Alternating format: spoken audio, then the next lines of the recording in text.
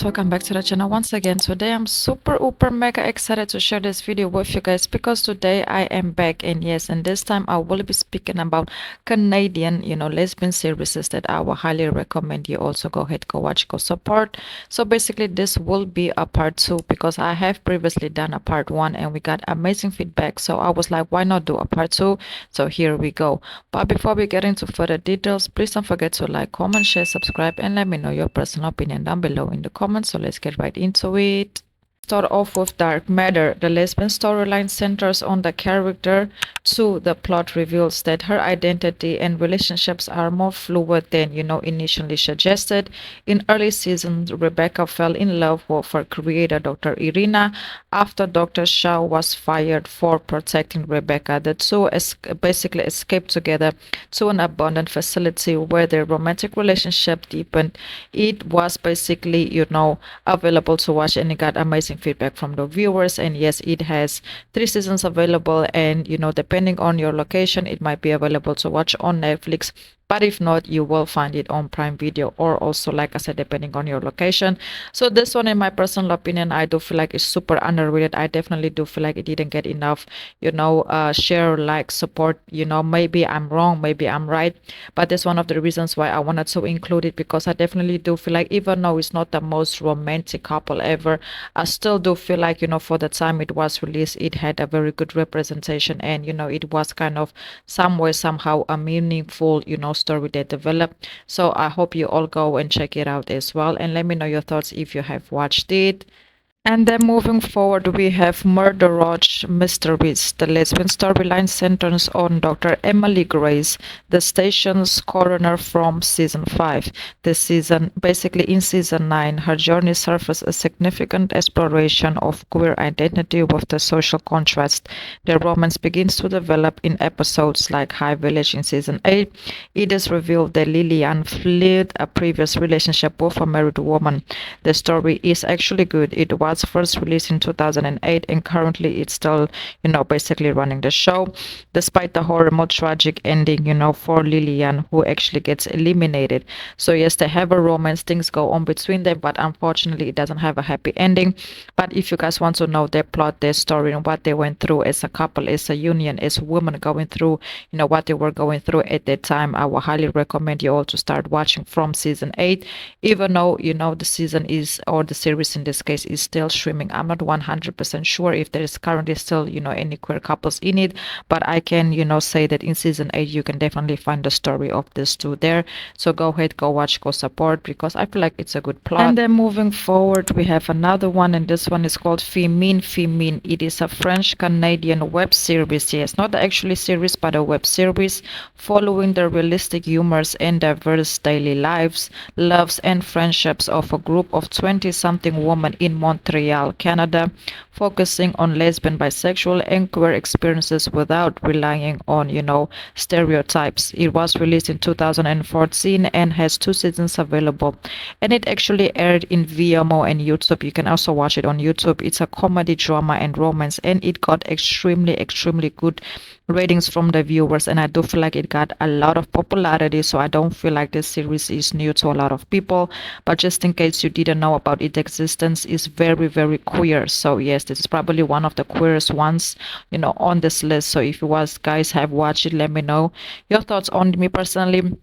Even though I do enjoy the plot, I did like it. It's not definitely my kind of tea, my kind of vibe, but I still do get the importance of the show and why it got such amazing ratings and such amazing feedback from the viewers, almost a perfect score, because of what it represents and because of the very diverse storylines that they actually have going on. And then moving forward, we have Wynonna Earp. I do feel like this one doesn't need no introduction at all, like zero introduction needed. But I'm gonna still give you guys a quick run up. The lesbian and queer representation centers on the popular couple Wynonna Earp and Nicole. Nicole is a local police officer who is openly gay.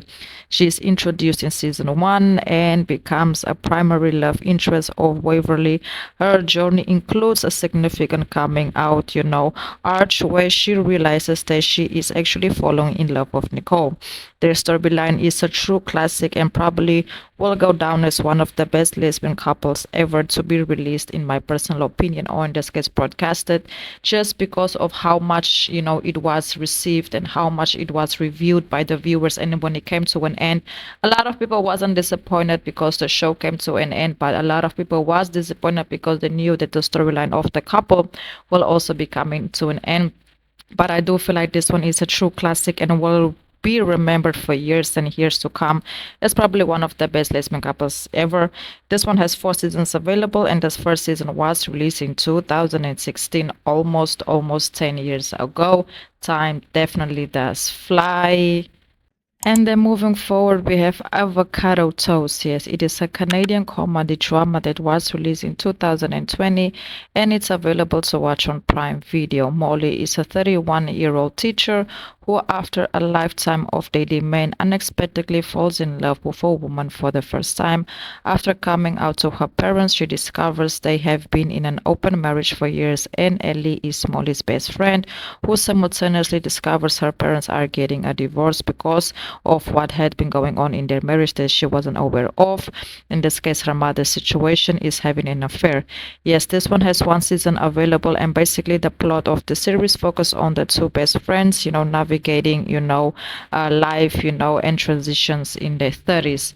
So that is the plot. That's what it represents. And let me tell you, it got tremendously good, reviews of the difference that it got. They are best friends. They both are aware what they are going through.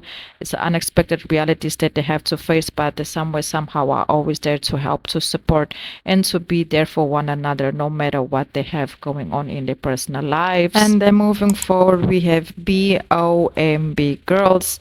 This is a Canadian TV series. It features a prominent lesbian storyline centered on Betty, who develops a loving relationship with a female soldier. In this case, her name is Teresa. A storyline significantly for its positive, portrait of LGBTQ plus themes in a period setting, that it was actually, released on. Betty is the main character who discovers her attraction to women, and Teresa is a respectful soldier, in this case, who becomes introduced, by dating in season 2.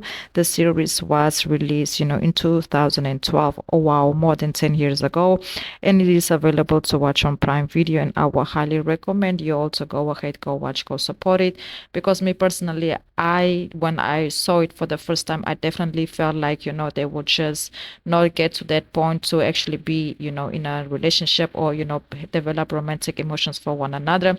But the show definitely did surprise me. I feel like they were very well known, very well popular, and still until this day, this couple is spoken and recognized a lot. So if you guys haven't watched it, I will highly recommend you also go ahead, do so, because I do feel like it didn't disappoint at all. That's basically it. Before we go, please don't forget to like, comment, share, subscribe, and if you all know any other amazing, Canadian lesbian series, please drop them down below in the comments, because possibly if we got, or this guys get enough, comments with, other shows that I might not have mentioned, we will possibly, or I will be possibly doing a part 3. Thank you so much for all the love and all the support. Hope to see you guys again at the next video. Hope you all have enjoyed this one, and goodbye.